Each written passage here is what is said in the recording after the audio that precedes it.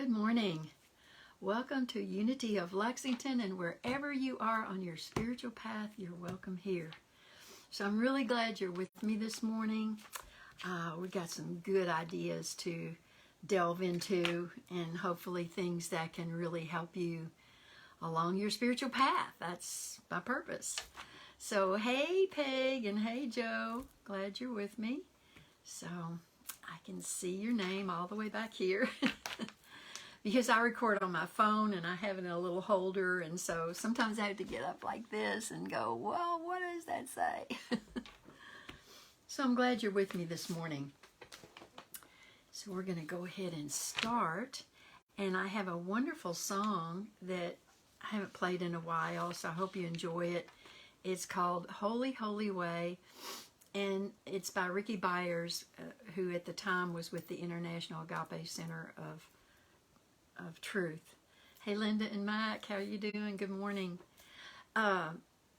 Anyway, it's I want to live a holy, holy life, and it has to do with peace and love and all kinds of good things. So I hope you enjoy it this morning. I want to live in a holy, holy way. It's a peppy tune. We used to play this when we were together, play and sing this when we were together on Sundays. And it's going to happen again. Let me love. Let me love in a holy, holy way. Oh, let me love in a holy, holy way. Let me love in a holy, holy way. Oh, let me know that love is all around me. Let me know that love is all around. Oh, let me know that love is all around. Let me know that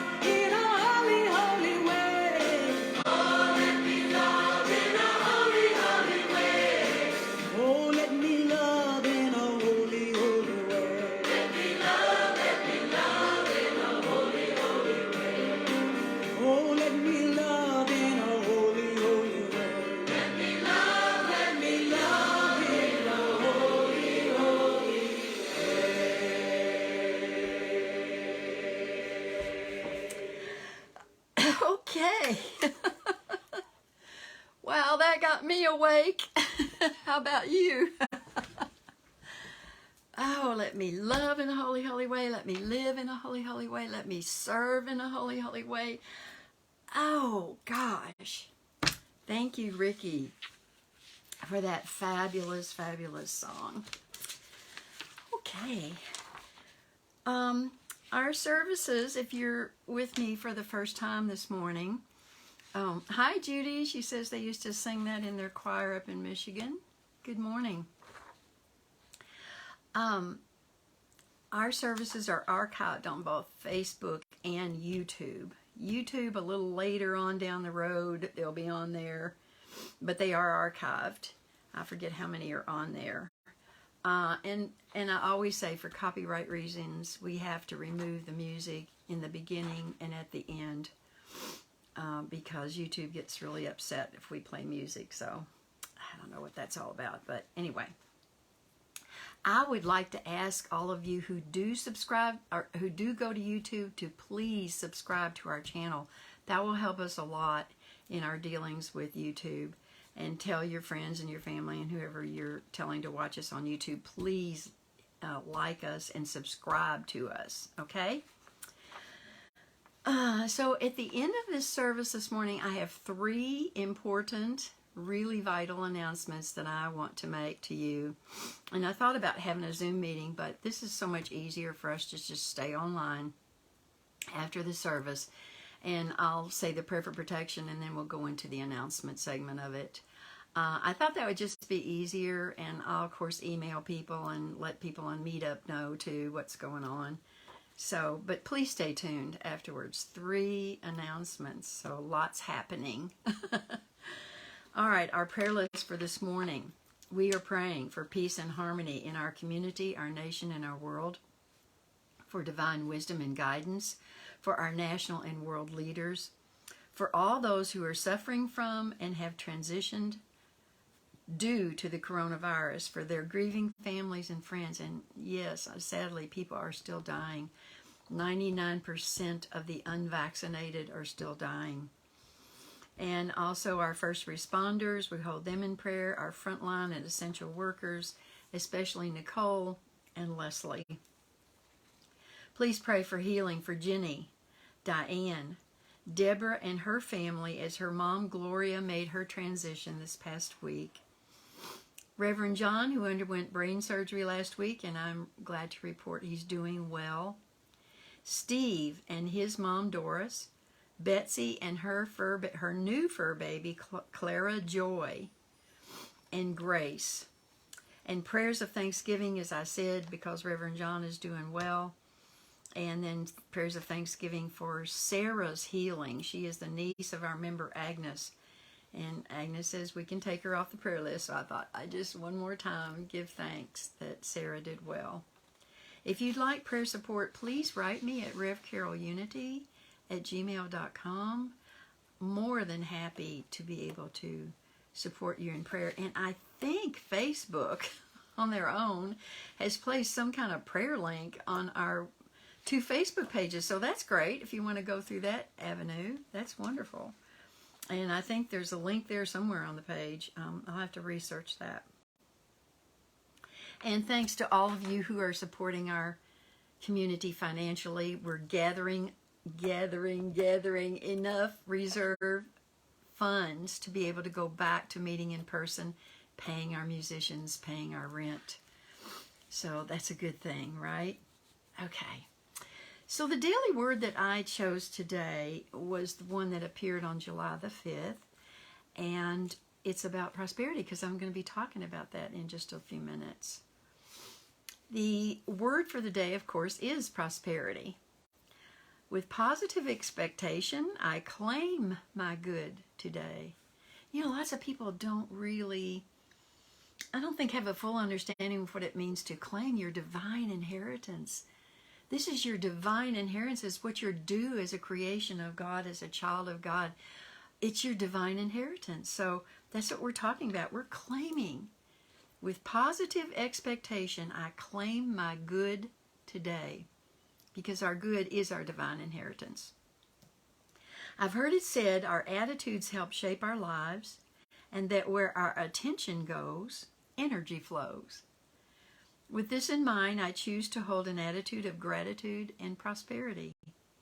I appreciate this day and give thanks for the people I will encounter. I pay attention to the many ways I am blessed and the many gifts I receive. Prosperity, I know, is so much more than the number of my possessions. I hope we all know that. It is feelings of confidence, faith, fullness, and deep, abiding satisfaction. As a child of God, I am endowed with the power to dream and the ability to make my dreams come true. I am prosperous in divine ideas and in my drive to direct my life. I move forward with positive expectation and claim my good today. And the scripture for today is taken from Luke chapter 12, verse 32. Do not be afraid, little flock, for it is your Father's good pleasure to give you the kingdom. Absolutely God's good pleasure to give us the kingdom. And we believe that, do we not? All right, you know what? I need to get out my... I did not put my CD out, but I have it now. And I'm going to put that on for our meditation this morning. So I hope you join me in just taking a few moments to really regroup. Just a few moments to be quiet and to allow that still small voice within us to have its voice within us.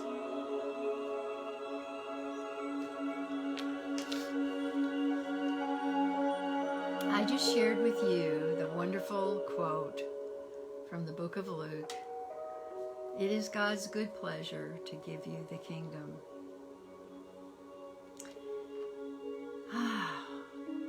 Isn't that wonderful to know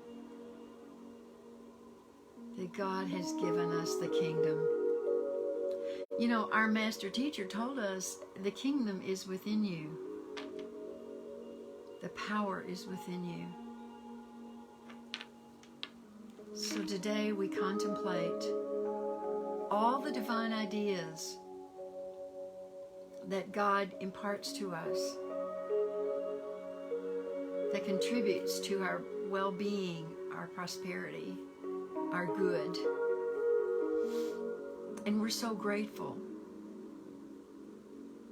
for all these many, many ideas that come our way, that come to us and through us, come from within us.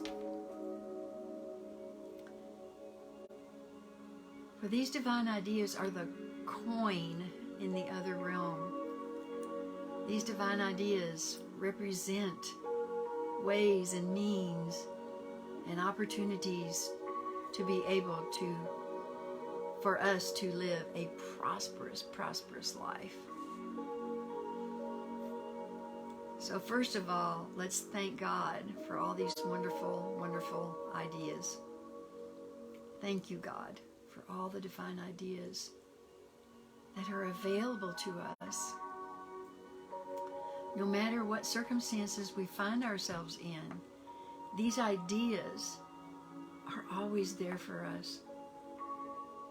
We only need at times to become quiet, to hear them, to feel them, to experience them. Divine ideas that render us prosperous in our relationships, prosperous in our work, our creative endeavors, our relationship with God, our health, and our finances. All these ideas come forth, and then they spring forth in expression if we give them the life to do that.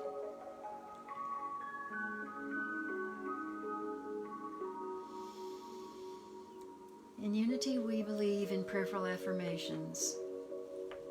There is an affirmation, I am prosperous. It's a good affirmation. But today I'm asking you to take a step further and to go deeper. And because you are created in the image and likeness of our Creator, of God, I ask you to say within your heart, I am prosperity. Not simply I am prosperous, but the next greater step in realizing the truth of who you are as a spiritual being and speaking that truth within your heart. I am prosperity. I am prosperity, and therefore I have loving, peaceful, and harmonious relations, and therefore I have all the money I will ever need, all the resources I will ever need to meet my obligations, my responsibilities, and to realize my dreams in life. I am healthy. I am whole. I am energetic. I am vitality itself. I am in perfect health. And my relationship with God is deep and loving and magnificent. And all the work that I do blesses me and all those around me. All the creative ideas I bring forth bless me and those around me. And they come from deep within me. For I am created out of creativity itself, which is God. I am prosperity. And I invite you to go into the silence for just a few moments to speak that wonderful affirmation within your own heart. I am prosperity. The use of the great I am that Moses taught us, shared with us. I am prosperity. Let's go into the silence together.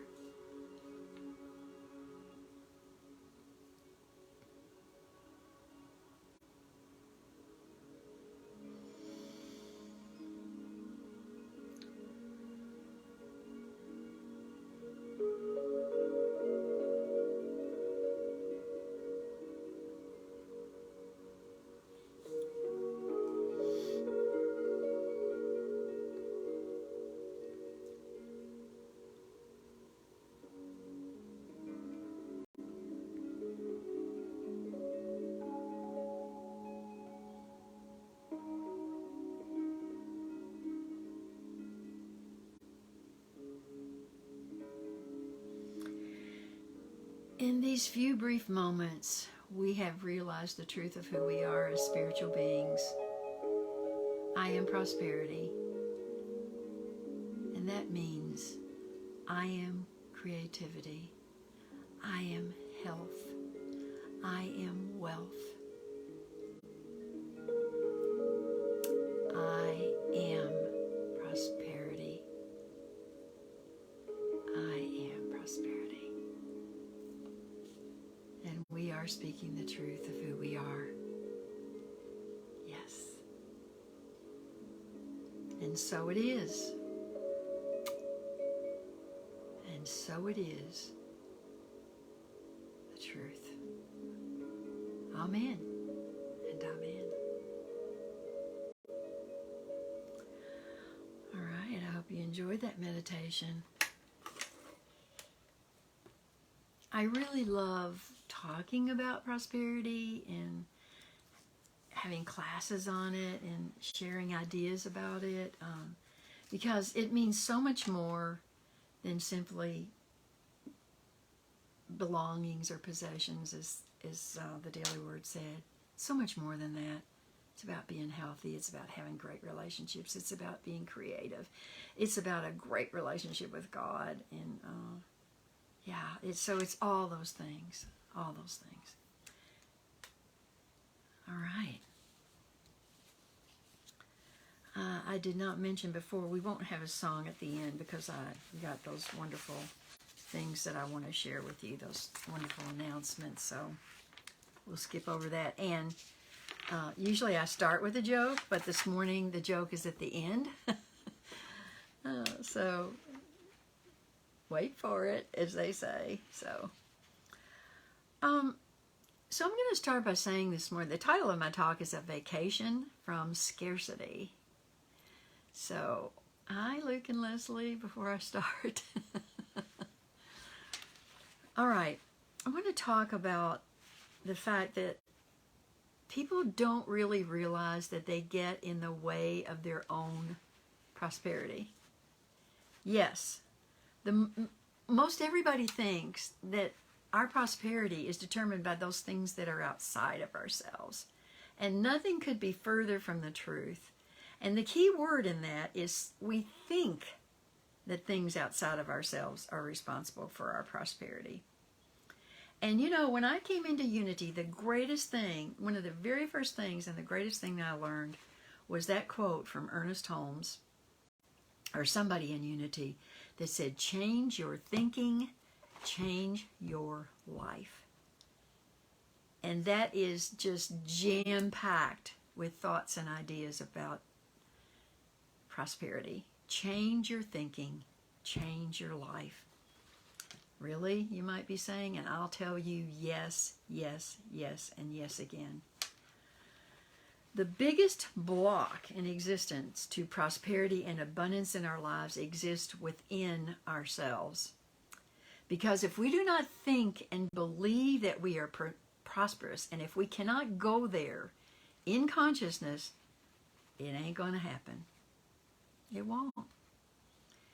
So what we're going to do, this is my suggestion, give that kind of thinking a rest, okay? We're going to explore taking a vacation from scarcity, from those kinds of attitudes and beliefs that keep us from just wonderful, a life full of prosperity and full of abundance. We're going to get rid, hopefully today, of those attitudes and beliefs which keep us from expressing the fullness of God, the fullness of the divine, because that's what it's really all about. Why, you say? Because we came here to express God's love, to be God's light, and to live God's truth. So what we need to do is take a vacation from the unsupportive thoughts today about prosperity, and we can and we will change our lives. There's a phrase that is coined by author Victoria Castle in her book, The Trance of Scarcity. The trance. Castle believes that for the most part, most of humankind is in this trance. And in her book, she explores ideas about this trance, which we're going to look at today as a resource for our exploration. Her book, The Trance of Scarcity. So are we living in a trance of scarcity? Well, I'll tell you something. When I look back at all the years I've spent in ministry and counseling people and all my own experiences, and when I review all of that, all the people I've met, all their personal quests, and when I look at my own life, taking a look at how we sometimes, and I sometimes behave, how I believe, I have to say I agree that oftentimes we are in this sort of trance about prosperity. Okay, this postulation of scarcity trance contains, in her book, 2 words: not enough. And the 2 key words that take the form of that are I am not enough and there is not enough. I am not good enough, smart enough, educated enough, tall enough, old enough, young enough, or thin. You know, I could go on forever. It's called the I am of not enough. And why take that great phrase, the I am, the great I am of you and of me? Why take that and put it into something that says you're smaller than you really are, that you're less great than you really are. The I am of not enough. Then there's also the form of there is not enough. There's not enough money, there's not enough love, there's not enough power, there's not enough opportunity, there's not enough whatever. You could go on forever with that, right? Blah, blah, blah. This prevailing idea and premise of not enough is crippling us. It does cripple us. It robs us of our passion and our vitality and our very life force. So, you know why do I say that? Because it dims the light of God within us. It dims the life force of God within us, the vitality. It waters down our ability to live out the truth of God as an expression and a demonstration of that. And so it even, scarcity consciousness really even robs us of the ability to recognize the truth. This kind of scarcity consciousness I'm talking about today flies in the face of what our master teacher, Jesus the Christ, shared with us when he made the statement, I, and remember, when he says I, he is speaking for the Christ in every spiritual being. He's not speaking just about himself. He is telling you the I within you, the Christ within you. All right, when he says, I have come that you might have life and have it more abundantly, he's talking about the Christ within us has come to show us the way to have an abundant life. Now, if you want to believe that it's only about Jesus, that's okay. But wow, if you want to go another level deeper and wider and more expansive, then you realize he's speaking about the Christ within all of us, not just himself. Oh, I love that. Okay, so where in this statement of I came that you might have life and have it abundantly, the Christ came. And by the way, that's not his last name. That's the Spirit within each of us. The Christ within each of us has come that we may have life and have it abundantly. Where in there does it say there's not enough? Where is there? Nevertheless, we blindly, and at times quite loyally, stick to our error belief, our wrongful belief of not enough. And they can stick to us like glue, I'll tell you. Author Richard Bach wrote, argue for your limitations and they're yours. I don't think anybody out there has ever not argued for your limitations. And how they usually start are, well, if only. Or it may start with, well, if it weren't for such and such. Or perhaps this self-argument begins with, well, such and such is true for others, but it's not true for me. It's that kind of stuff that is so incredibly sad. I mean, I find it sad because as serving in ministry for as many years, almost 25 years, I find it so sad when people don't believe about their own spiritual potential. I just want to shake them and say, do you know how much power you have within you that God has given you? Do you not know that? All right. So it's very sad for people to argue for their limitations. And it's very sad about this not enough stuff. Okay? Humanity has lived so long with the belief that we are not enough and there is not enough that it has literally become our experience. And this has been scientifically proven. And you're going, what now? And here's what I'll share with you. Bernard, I don't know how to pronounce this, Lietaer, Lietaer. He's an economist, and he was the co-designer of the single European currency system. He is the author of The Future of Money. And this is what he said, and I believe this man. If a society is afraid of scarcity, it will actually create an environment in which it manifests well-grounded reasons to live in fear of scarcity. Oh, holy cow.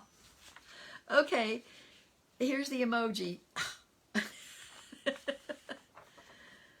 We're creating it because we believe it. That's what's happening in our society.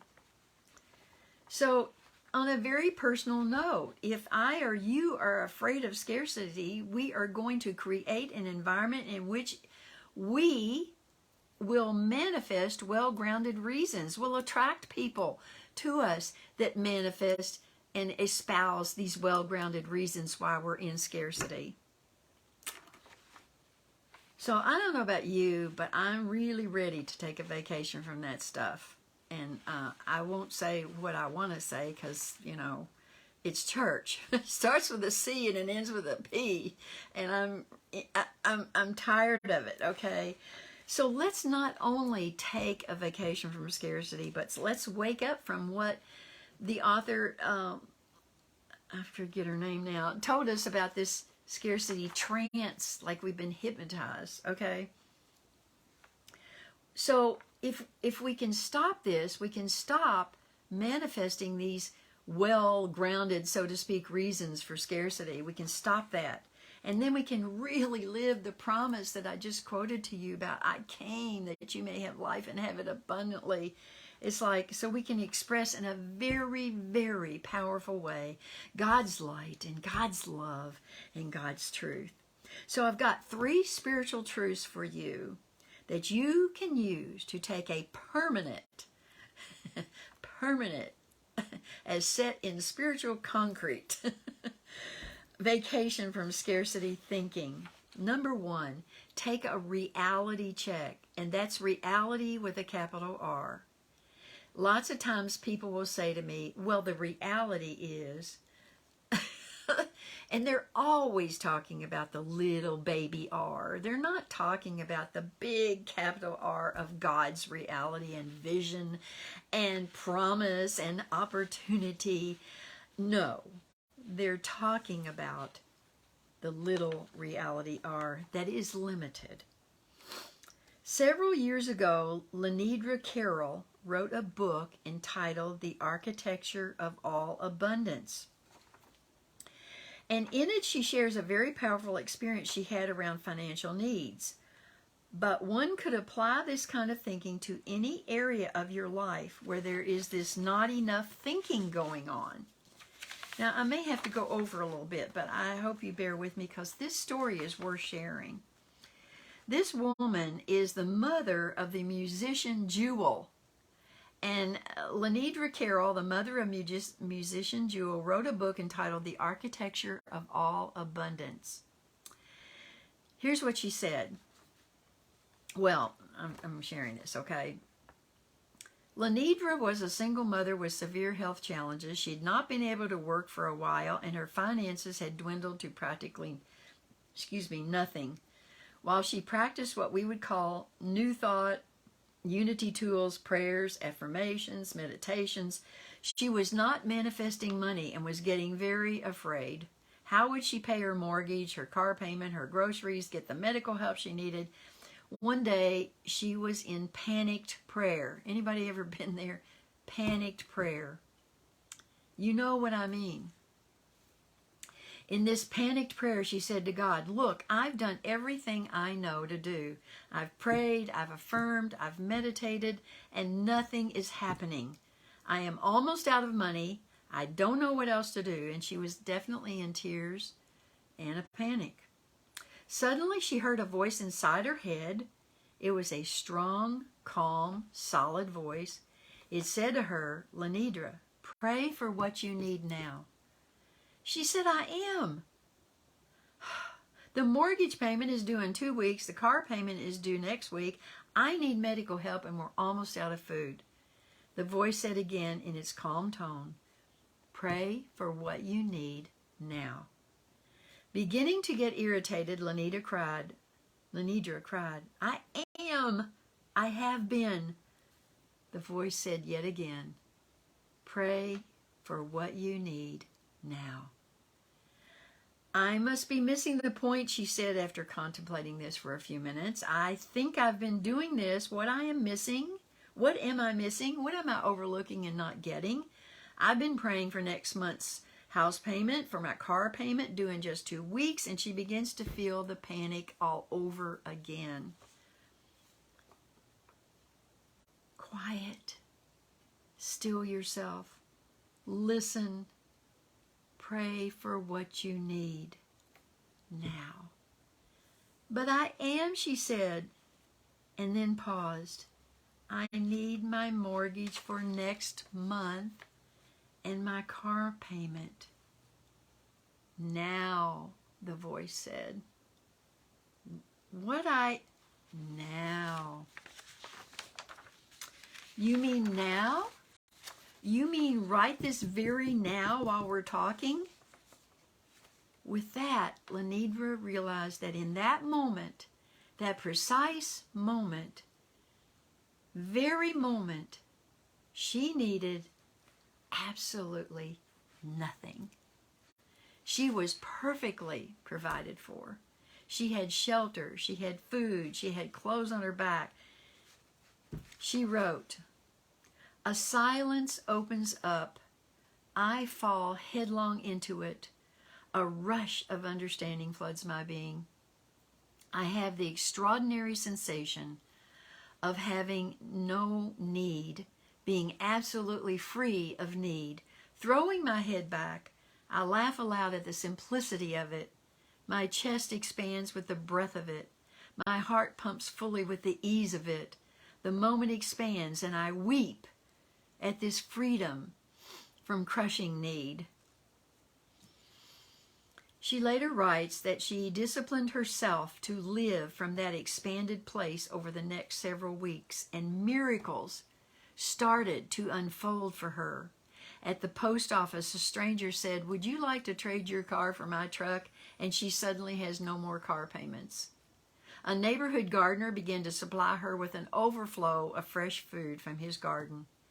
And the city tourism office contacts her and says, "Would you like to rent some rooms in your home?" Because she lived in an historic house, and this covered the payments, her house payments each month. Wow. Wow. This is what I'm talking about. This is what I'm talking about. Living in the now moment, particularly in our prayers, and listening for God to give us these beautiful ideas. Well, so that's what it's meant by having a reality check with a capital R, because when we do a reality check with a capital R, for most of us out there, we have a roof on our head, we have food to eat, we have clothes on our back. We're able to move about just moment by moment, some of us, but we're able to do that. We have everything we really need. And then we realize and begin to wake up from that trance reality we've been in when we realize this, and we start to create from that sacred space, that different space, other than not enough. Okay? We start to create not just for ourselves when we go deeper, but for those around us. So, take a reality check. The next thing is, and I'll touch on briefly because we're getting kind of late here. I'll touch on it briefly. When I say open your eyes, I'm really talking about opening your spiritual eyes so that you can know what it truly means to live in God's truth. Here is the absolute truth. There is more than enough of everything. Everything. The truth is, you are a divine expression of all that is. All that is. You are a divine expression of that. Of all sufficiency, as we call God. Of all that is, as we call God. God takes care of our wants, our needs. You know, there's a prayer I have that sometimes I'm just there to, I need to say it, and I just sort of say it out loud. Well, I don't sort of, I say it out loud, but God takes care of me.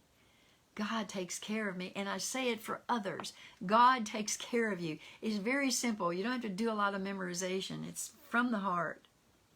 The truth is, all of our wants and needs are taken care of. But we have this weird blindness which robs us of a satisfying life, quality of life that includes abundance and ease and prosperity. But there is a way out of that, okay? We need and we want to become open and conscious of the good in our life. And the best way I know to do that is, as humans, we often, if 90% of our life is going good, typically we will focus on that 10%. And we will say to ourselves, oh, wow, that 10%, there's something wrong with that. There's a mistake here. There's an error here. There's there's whatever. Instead of looking at the 90% where everything's going really great, we have a tendency not to have our eyes open to the 90%. It's so, so typical. And just remember this, what we focus on in our lives increases and expands. So if we're focused on the 10% that's going wrong, going bad, that's what's going to increase in our lives. We have got to start to find a way to open our eyes and absolutely look at the 90% that's going right. All right. Lastly, give until it feels good. You've heard a lot of people say, give it till it hurts. But I'm asking you to give until it feels good. And I'll share a quick story with you. A woman was traveling in the mountains and she found a precious, extremely valuable stone in a stream. The next day she met another traveler who was hungry, and the wise woman opened her bag and shared her food. The hungry traveler saw the precious stone and asked the woman to give it to him, and she did so without hesitation. The traveler left rejoicing in his good fortune because he knew the stone was worth enough to give him security for the rest of his life. But a few days later, he came back to return the stone to the wise woman. "I've been thinking," he said. "I know how valuable this stone is, but I want to give it back to you in the hope that you will give me something even more precious." "And what is it you want?" the wise woman asked. And the traveler replied, "I want whatever you have within you that enabled you to give away this precious stone." Whoa! Phenomenal! That's what I want. That's what we want. She had freedom from the trance of scarcity. A bigger question is this: was she able to give away the stone because she was free of the trance? Or did she become free of the trance because she gave away the stone? Think on that. Well, I would say yes to both, because those two things work together.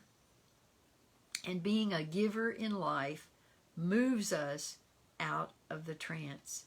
Being a giver of life keeps us out of the trance. The best thing you can do for yourself if you're going through hard times is to get up in the morning and say, "God, what can I do for you today? How can I represent you today? What can I do for you?" That's the best way I know to be a giver of life. Now, there's this theory of cognitive dissonance. Dissonance. Look it up if you don't know. It's an interesting word. The theory of cognitive dissonance says that we are incapable of having our thoughts and actions and beliefs out of alignment with one another. All of our thoughts, beliefs, attitudes, and actions have to be in harmony. If they aren't, one of them has to give or change. For example, if we're engaging in some kind of crazy behavior that we believe is wrong, we will shift our beliefs and attitudes to make it okay. That's what we do. Conversely, if we have a belief in not enough, yet we practice generosity and giving and sharing on a regular basis, the belief of not enough, it'll no longer have a home in us. It can't live there. because we are doing something totally opposite from not enough by sharing and giving. Wow. Practicing generosity. Oh my goodness sakes. Okay. So I'm going to close this morning. I promised you a funny story about prosperity. A burglar entered a house in the middle of the night. He was interrupted when the owner awoke. Drawing a gun, the burglar said, "Don't move or I'll shoot. I'm looking for your money." "Well, let me turn on the light," said the homeowner, "and I'll look with you." Hope you enjoyed that. Okay. So we're going to close this morning. I'm going to have a drink here. Excuse me. But we're going to close this morning with a prayer of protection. Then I'm going to share my announcements with you. And I think some of you have been waiting, probably. So, but I wanted to share it with everyone. So that's why I did what I did. All right. The prayer for protection. The light of God surrounds us. The love of God enfolds us. The power of God protects us. And the presence of God watches over us. And wherever we are, God is. And all is well. Because we are one with the divine. Amen. Hope you enjoyed the service. All right. What I want to share with you is pretty big in my life. On Wednesday, this coming Wednesday, July the 14th, I will be undergoing surgery for a total hip replacement. This took me 3 years to come to this conclusion, and I did everything I knew how to do without having to have this surgery. And things worked and kept working up until now. And then it became apparent that I really need to have this done for my health. So I'm asking for your prayers, and just see me coming through that surgery with flying colors and having a quick, uneventful, as we say in the medical field, recovery, and that everything's going well. I really appreciate your prayers, because I believe in the power of prayer, and I believe that I'm going into that surgery and all is going to be well. Yes, I have fears, but I push them aside, and my belief in God and my belief that God takes care of me is taking precedence over any fears I might experience. So thank you, God, for a successful surgery. And if you would pray for me for total recovery, that's a really good... Maya Angelou taught me that. She wrote in Chicken Soup for the Soul about helping her son to recover, and her prayer was total recovery. So I'm claiming total recovery, and I would appreciate you pray with me about that. So thank you in advance for your prayers. Now, while I'm gone, Reverends Michael and Megan Brooks will be covering for me, and they both do such a good job, and I don't know who's going to do what on what Sunday, and that's okay. They can figure that out. So thank you, Patricia, for prayers. I really appreciate it. Yes, total recovery.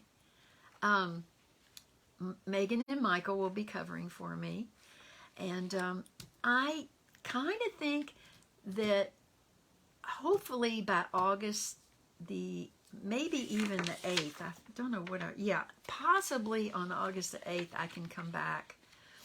And if I can come back before then, I'll try to. I'll give it my best shot. But, excuse me, they're going to cover for me. All right. So thank you, Reverends Megan and Michael Brooks. They live up in Cincinnati. They're Unity ministers. They are steeped in the truth, and they are both interesting people, fascinating people. Reverend Megan has written a book, and and maybe she'll even tell you about that, about a book on grief. She lost a son. Her son was murdered, and so who better can speak to that than someone that's been through that horrific experience and come out on the other side. So, yeah. Okay, so Reverends Megan and Michael Brooks will be with you. And I also have another really big prayer request. It's about where we meet on Sunday. And I did receive a call from the principal of the Montessori school here on Stone Road in Lexington. And he really said he was not sure. And those are my words, that he's not sure that we're going to be able to continue to rent from the Montessori school for our in-person Sunday services. Yeah. So that's a biggie. I know this sounds crazy. I almost feel like it's bigger than the surgery I'm facing. Surgery I'm facing, I know the outcome is going to be good, but I'm not quite sure what's going on with this business of where we lease our space. So thanks, Peg and Joe, for your hugs. I appreciate it. So please hold it in prayer that we will be able to continue at the Montessori school. And my favorite phrase that I add to prayers that I don't quite think I know everything about, I say, this or something better, God. So if you'll just tack that on, if you're praying about us to have a place to meet, say, this or something better, God. Yeah, and Patricia had already put that up on the screen before I even uttered those words. Thank you, Trish. So this or something better, Lord. I do have a really good intuitive feeling that we will be able to continue. Part of the challenge had to do with the fact that they don't think they're going to have a place for us to store our musical equipment. And it's a great big rolling cart full of stuff, and I can't handle that stuff every Sunday, but hey, maybe I can find a way. With God, all things are possible. I don't really like doing church in a trunk. Who is this writing me? Okay, I can't see, but I'm trying to read your notes, okay? Oh, Judy writes, the healing light is surrounding you and total recovery is yours. All of your healthcare team is working with you and in their highest order. Thank you, Judy. She's a true student, a Unity True student. I appreciate it. She was one of my former congregants. She now lives in Michigan. Yeah, that's what I believe, okay? So, a lot of changes going on, right? But I believe in the power of God, and I know that with God all things are possible. And I believe what Jesus the Christ said when he said, I, meaning the Christ within each of us, whom he represents, I came that you may have life and have it abundantly. So I know this is true for myself and all of us. So I love you guys, and I pray that I will be back on August the 8th in full form. I may be dancing around in front of the camera. That very well may be my goal, to dance on camera for the Sunday service on August the 8th. All right, guys, I love all of you. Thank you so much for tuning in every Sunday. And please tune in and support Reverends Michael and Megan, because they do a great job, and they'll give you wonderful tools. All right, love you all. Bye.